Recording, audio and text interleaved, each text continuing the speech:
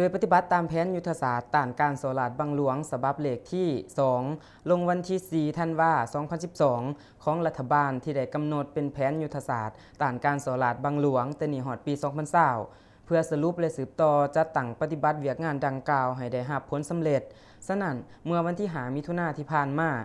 แผนกกวดกาภาครัฐแขวงจำปาสักได้ลงติดตามกวดกาสุกอยู่การจัดตั้งปฏิบัติเวียกงานสกัดกั้นต้านการโซลาดบังหลวงอยู่เมืองสนาสมบูรณ์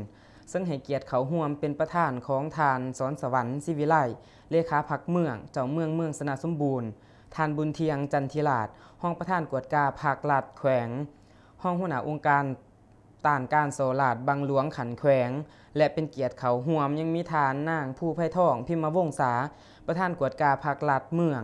มีหัวหน้าแขนงการโซลาดบังหลวงที่เกี่ยวของแขวงและเมืองตลอดหอดบรรดาหัวหน้าของการเลขาคณะพรรคหักฐานสีน้ำกลุ่ม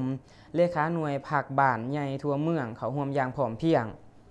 ทานบุญเทียงจันทิราชห้องประธานกวดกาภาครัฐแขวงห้องหัวหน้าองค์การต้านการโซลาดบังหลวงขันแขวงกล่าวว่าการลงติดตามกวดกาสุกอยู่การจัดตั้งปฏิบัติเวียกงานสกัดกั้นต้านการโซลาดบังหลวงอยู่เมืองสนาสมบูรณ์ในครั้งนี้นับว่าเป็นการทบทวนตีราคาขึ้นผลการจัดตั้งปฏิบัติเวียกงานต้านการโซลาดบังหลวงของเมืองในระยะซุ่มปีที่ผ่านมาพร้อมทั้งโฆษณาเผยแพร่เกี่ยวกับนิติกรรมเวียกงานสกัดกั้นการโซลาดบังหลวงฉบับปรับปรุงโดยเฉพาะในสาเหตุให้ปัญหาการโซลาดบังหลวงที่เกิดขึ้นภายในคงเขตพนักงานนำผ้าคุ้มครองแต่ละขันของเมืองตลอดหอดพื้นฐานกลุ่มบ้านได้รับการปรับปรุงแก้ไขให้มีความลดหน่อยถอยลงเป็นเก่าๆหรือเฮ็ดให้พ่อแม่ประชาชนมีความเชื่อมั่นต่อการนำผ้าของภาคสอดคล้องไปตามกฎหมายของบ้านเมืองที่กำหนดไว้